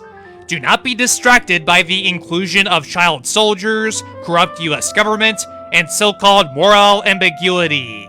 They are only there to trick you. The reality is, Rising is not worthy of the Metal Gear name. Which begs the question, why is Rising a Metal Gear game? Not only does Rising add nothing of value to the Metal Gear storyline, but it also mishandles many aspects of it. If writing a story between MGS2 and 4 was so difficult, why wasn't the project revamped as a new franchise? The real reason why that didn't happen is because... Part 9. The Metal Gear name sells. Or Business Kojima versus Creative Kojima. Raiden, that tank is from AT Corp, codename Metal Gear Excelsus. Metal Gear. It's not nuclear equipped, but Metal Gear is still in the product name. Fancy. That's just a PR thing then, huh? Back when Hideo Kojima made Metal Gear Solid 1, no one expected that the game would be such a huge hit. So he was able to create the game he wanted to make, without worrying about how much the game would sell. Neither me nor anyone else expected Metal Gear Solid to sell at all. So I was fortunate because I didn't have to think, I have to sell this game this much, so pretty much all I did was put in that game all the things I really like. To achieve that, we went through military training, we went to SWAT team demonstrations. I didn't think at all of how to make this game so well because I didn't expect it to sell. Also, people surrounding me didn't have any expectations. I didn't have the pressure of you have to sell at least this much. So that was really good. But now, Metal Gear is a huge franchise, and in early 2011, Kojima was promoted to being vice president of Konami. But success has its own problems. Now Kojima has to worry about the business side of his series. In Japanese culture, there's a social concept called hone and tatame. Hone refers to a person's true feelings, while tatame refers to their public image and behavior. Technically speaking, every culture has this. For example, in the West, we refer to tatame as public relations bullshit. Kojima has gone on record explaining a very similar conflict within him, between his business side and his creative side. In other words, sometimes he has to make a hard choice between his mission to keep Konami profitable and being true to his personal feelings. What's it going to be? Loyalty to your country or loyalty to me? Your country or your old mentor? The mission or your beliefs? Your duty to your unit or your personal feelings? In September of 2012, Yuji Korekado, one of Metal Gear Rising's lead producers, advertised the game as a canon installment. So first of all, I want to say that, Metal Gear Rising is not Metal Gear Solid. It's a different game, it's a different type of game, but it does take place within the same universe and within the same storyline. So yes, it is connected, it's canon, and it takes place after Metal Gear Solid 4. It explains what happened to the world after Snake, experienced the events that he did in MGS 4 and how the world has changed as a result of that. So, Metal Gear Rising, it's not a numbered game in the series, but is it as integral and important to the storyline as a numbered game, and will the events be reflected in future games? So, first of all, I just want to say that Metal Gear Rising is a spin-off focused on Rising and his story, as well as a particular type of gameplay unique to this game. So that said, as far as the setting is concerned, it takes place after Metal Gear Solid 4, so in that sense it is a continuation of the saga and a continuation of the story after Metal Gear Solid 4. But as you know, this time we're working with Platinum Games, and it's being developed outside the studio. So it's a little bit different from the story that I had in mind for what would happen after Metal Gear Solid 4. It's kind of Platinum Games' interpretation of the story and their interpretation of the Metal Gear world. So in that sense, I guess you could say it's sort of a parallel story at the same time, as well as being a continuation. But it's Platinum's take on the Metal Gear universe. So basically, Kojima's answer to this guy's question was, not really. Despite popular belief, Hideo Kojima had nothing to do with Metal Gear Rising's story. On Twitter, he explains that he was only involved with the game's promotion, as in the business side of Rising. He said he had nothing to do with the game's script or anything in the game's universe. He concludes that Rising is a new kind of Metal Gear without his creativity. Furthermore, when asked about Jack the Ripper's return, Kojima explains that it was Platinum who wanted to go in that direction.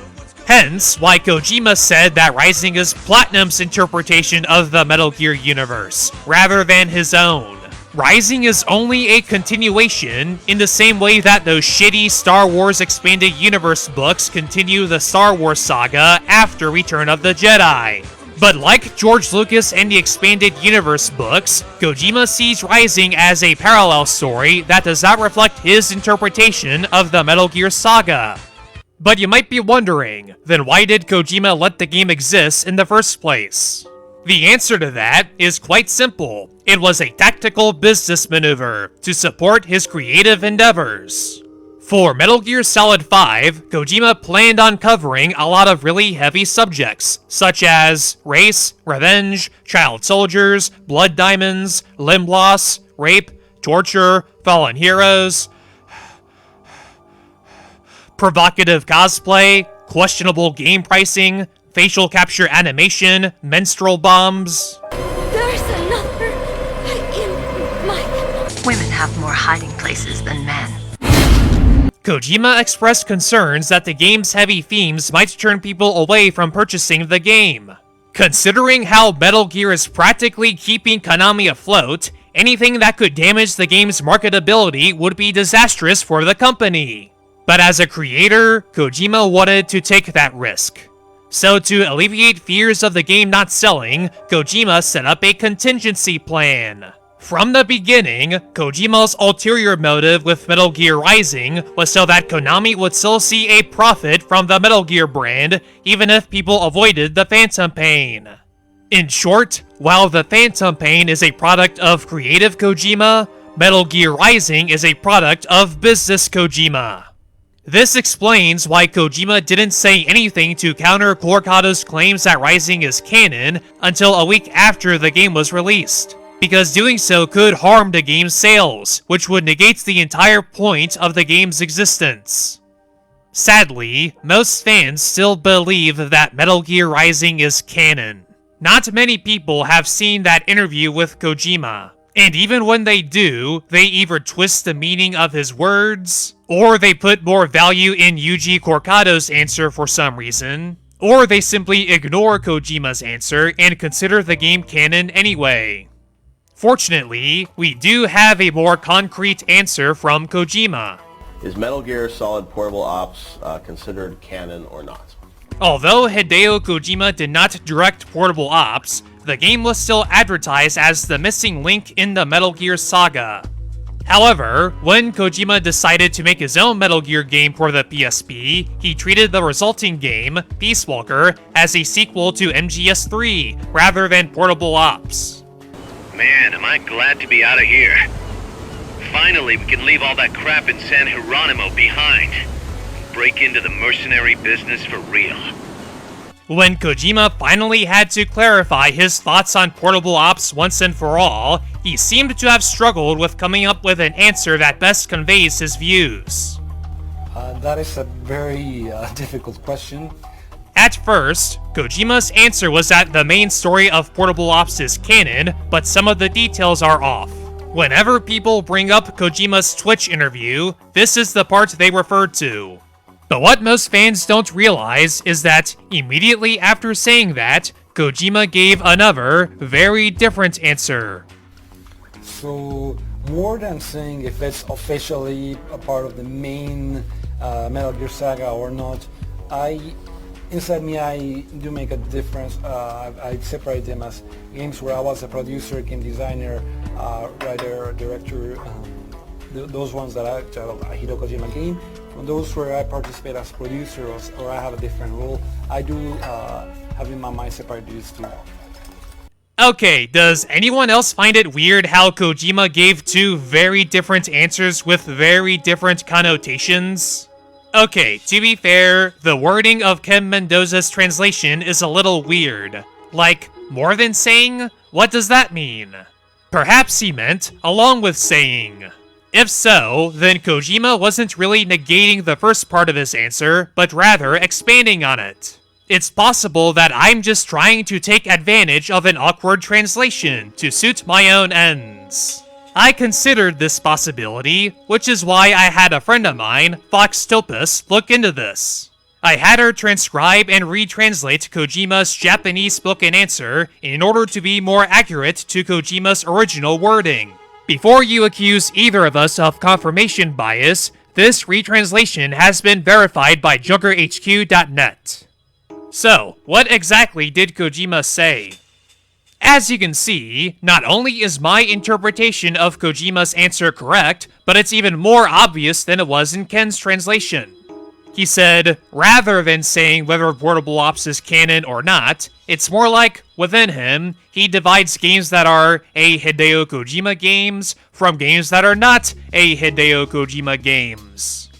Okay, but still, why did Kojima give two very different answers with very different connotations?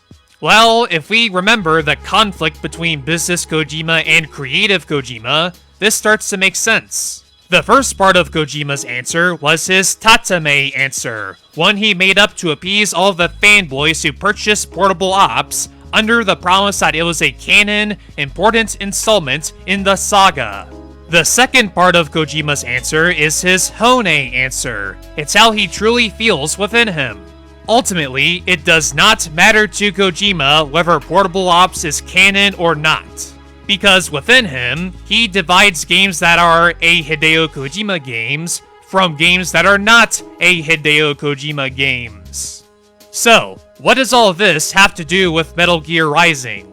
Well, the fact that Rising isn't a Hideo Kojima game either means that Kojima's Division answer applies to it as well. According to Hideo Kojima, within him, he divides Metal Gear Rising from the games he directed. The final nail in the coffin to the idea that Metal Gear Rising is part of the Metal Gear timeline is the fact that Metal Gear Rising is not part of the Metal Gear timeline. The timeline featured on the official website for Metal Gear Solid 5 ends with MGS4. I know what you're thinking, but Salad Kenny, the timeline for Peace Walker excluded the MSX games, but they're still canon. Well, yeah, that was a pretty big mistake, considering how pretty much the entire saga hinges on the events of those two games. We can only speculate as to why this mistake was made. However, in regards to the more recent timeline, we have objective, factual proof that this timeline is accurate to Hideo Kojima's view of the Metal Gear saga. As I have just explained, within series creator Hideo Kojima, he divides games that are a Hideo Kojima games from games that are not a Hideo Kojima games. And that is exactly what this timeline does. As you can see, all of the games listed here, including the MSX games, are games directed by Hideo Kojima himself. As far as the creator of the series is concerned, this is what the Metal Gear saga looks like. Taking the previous two facts into account, the only logical interpretation of Kojima's parallel story answer is that Metal Gear Rising is a Schrodinger's cat parallel universe story.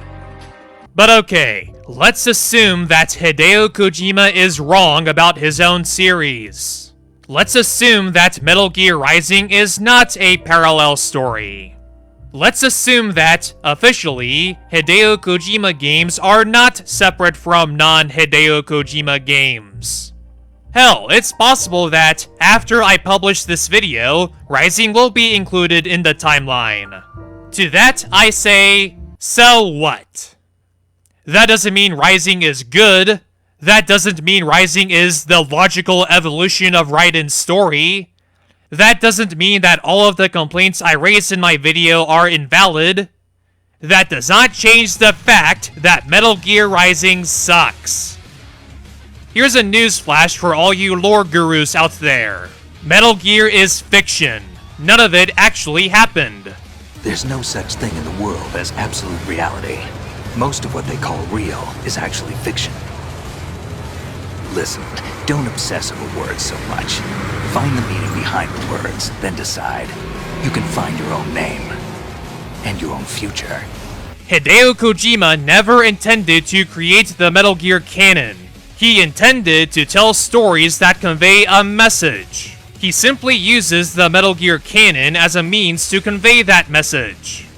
Without Kojima's message, without Kojima's creativity, Rising has no value as a Metal Gear game, canon or not. Canon is nothing more than a marketing gimmick. You are a marketing pawn.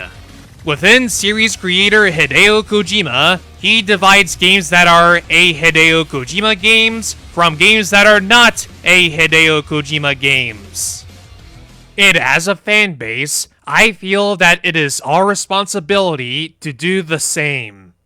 Metal Gear is Kojima's baby. He puts so much of his will, thoughts, and emotions into his games. He wants the series to continue without him, but he doesn't want to hand it off to just any asshole. He wants to pass it down to someone he can trust to carry on his will and spirit. のテーマがおっしゃる通りですけど、次の世代に伝えることなんですけどね、僕はメタルギアソリッド1と2の開発において、若いスタッフにメタルギアソリッドの作り方とかノウハウとか、ソウルを、伝えたということで、メタルギアソリッド3を作るんであればその、若いスタッフに、新しいメタルギアソリッドを作ってもらいたいなとは。Sadly, this has proven to be very difficult for Kojima, which is why he has yet to step away from the series despite claiming that each game is his last. So far, the only person Kojima felt could succeed him was Project Ito, author of the books Genocidal Organ and the excellent Metal Gear Solid 4 novelization. Back when Metal Gear Solid 2 was first released, Kojima was depressed. He felt that no one understood the message that he worked so hard to convey. Project Ito was the first person to understand Metal Gear Solid 2's message, and it was that fact that saved Kojima. Ito and Kojima soon became close friends. After being impressed with Genocidal Organ, Kojima asked Ito to work on a novelization of Metal Gear Solid 4. When Kojima read the book's first draft, he said that it had surpassed his expectations.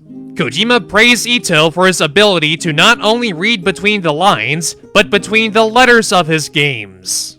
Kojima went so far as to say that, at last, he felt he could finally pass down his work to someone else. Around the time when the Legacy Collection was released, Kojima tweeted that newcomers who want to understand the saga should read Ito's book. Sadly, Project Ito died in March of 2009 after a long battle with cancer, which is why Peace Walker is dedicated to his memory.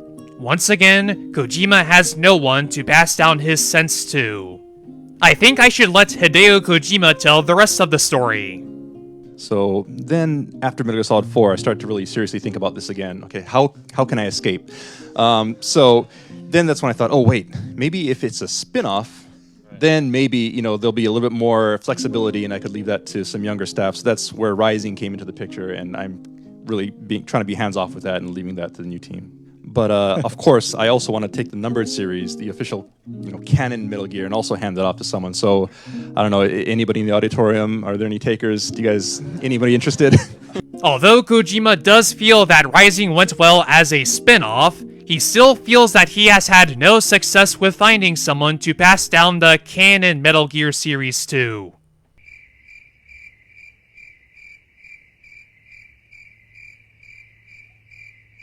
Hopefully, one day, Kojima will find a new successor, and he will finally be able to take the numbered series, the official, canon Metal Gear, and also hand that off to someone. The numbered series, the official, canon Metal Gear, the numbered series, the official, canon Metal Gear, the numbered series, the official, canon Metal Gear, the numbered series, the official, canon Metal Gear. But until that day comes, if it's not a Hideo Kojima game, then it's not really Metal Gear. Period. Metal Gear! Metal Gear... What's that? Metal Gear 2. Solid Snake. Metal Gear... something something... Metal Gear. Solid. Metal Gear... Huh? Metal Gear Solid 2. Sons of Liberty. I don't think I remember that one. Metal Gear Solid 3. Snake Eater. Metal Gear something something... Metal Gear Solid 4. Guns of the Patriots. Metal Gear Solid. Peace Walker. I don't think I remember that one. Metal Gear Solid 5. Ground Zeroes. I don't think I remember that one. Metal Gear something something... I don't think I remember that one. Metal Gear something something... I don't think I remember that one. Sadly, there's a few arguments that I didn't get to in this video, so please be sure to check out Metal Gear Rising Sucks, the debriefing, hosted on Mr. Wolfe's MetalGearSolid.org. The URL can be found in the video's description. That just about wraps things up, but before I go, there's one more thing I think needs to be addressed. Part 10. Why all of this matters. Okay, so you're probably wondering, why did I make this video? Why did I spend nearly 2 hours picking apart this game? Why does this matter? Well, it matters to me because Metal Gear Solid means something to me. ソリッドシリーズは親から子に何を伝えるかっていう次世代に伝えるものっていうのが大きなテーマなんですけども、最初の時は一番分かりやすいものは何かというとその遺伝子ですよね。やっぱ遺伝子を残すために、生殖活動があって、こう育ててっていうのがそういう輪廻が繰り返されるので、そこにスポットを当ててあらゆるキャラクターとかストーリーとか伏線をその遺伝子という一点に集中させるような作り方をしました。簡単に言うとですね、例えば、ちょっと太った子がいてですね、自分の両親は運動ができないから自分もできないと思い込んでると、そうなのかもしれませんけど、そうじゃないかもしれないんで、そういう子がメタルギアをやった時に、明日運動会でずる休みしようと思ってた子が明日ちょっと走って頑張ってみようかなという、そういうことでも思ってくれたらっていうので、そういう願いを込めてですね、メタルを作ったということです。I am the chubby kid Kojima talked about. There was a time where I weighed 320 pounds. I was so ashamed of myself. I didn't think I would ever get better. But did I give up? Did I say, oh, I've been fat ever since I was a kid. I guess I'm always going to be fat. No, I didn't. I started going to the gym several times a week, whenever I had time available. And now, after all that hard work, I now weigh 250 pounds. Now, obviously, I still have some work to do. My doctor says that my goal should be to get down to 230 pounds. I'm still going to the gym, and as long as I don't give up on myself, eventually, I will get down to a healthy weight. And you know, I didn't think that I would be under 300 pounds again. But thanks to Metal Gear Solid, I did not let myself be a prisoner to fate. I, like Raiden, was lost and confused, but Kojima, through his games, taught me so much about myself and my world. I learned that I wasn't a prisoner to any fate, that I could find my own name and my own life. The reason I hate Rising is because it undoes all of that, by making Raiden a prisoner to his past as a child soldier, a prisoner to his fate.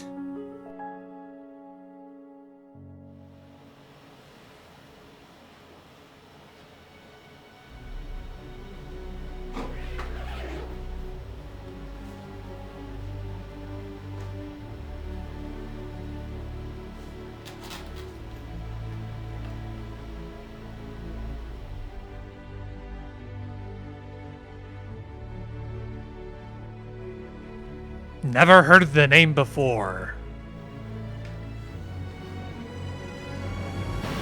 I'll pick my own name and my own life! Like Kojima, within me, I will divide the Hideo Kojima games from the shitty spin-offs. Because even though his games are sometimes needlessly convoluted and even downright absurd, ultimately, he taught me some good things too. Hideo Kojima created Metal Gear Solid because he was compelled to say something about what we pass down to future generations, and he did so through an amazing series of games. He wanted to convey a worldview about respecting the will of others and believing in your own. Loving each other, teaching each other. That's how we can change the world. That is the true meaning of Metal Gear. I did not make this video just to get revenge on Metal Gear Rising. I made this video to avenge Metal Gear Solid. You did it. You erased all the markings. But every one of them will always be with you.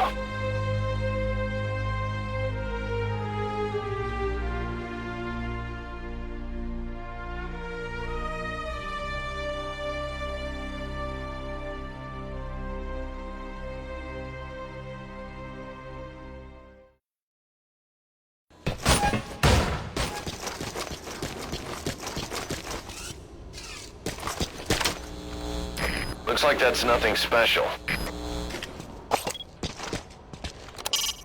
I don't think I remember that one.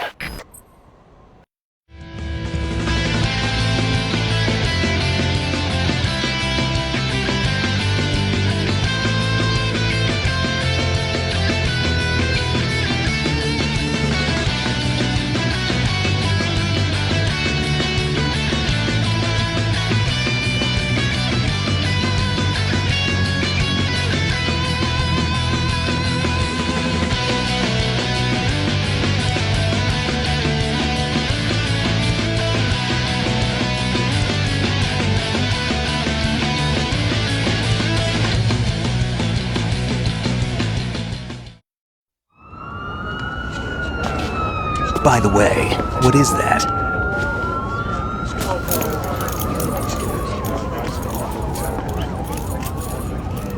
dog tags.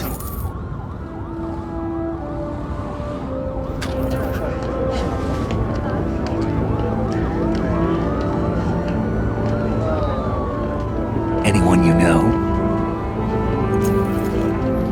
No, never heard the name before.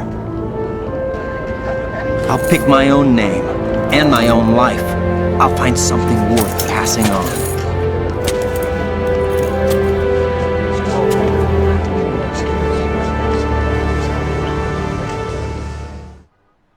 Metal Gear is more than just about child soldiers, corrupt US government, and moral ambiguity. It is a guide to how we can break the bonds of fate and make the impossible possible. If we do nothing to stop Rising, then its toxic memes and messages will be passed down to future generations of fans, and when Kojima dies, there will be no one left to pass down his true message. The cycle will go unbroken. And so, it's up to us to stand up and fight for what we believe in. Even if the current generation of fans are lost, we still have hope that future generations will embrace what these games are truly about and use their fictional experiences to better their own lives. Nothing is set in stone. We can make things better. Like a wise man once said, building the future and keeping the past alive are one and the same thing.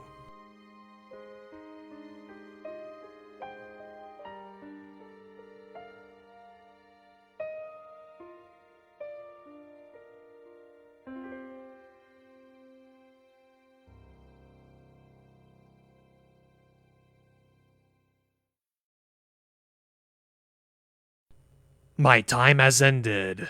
My war is over. But there's one more thing I must do.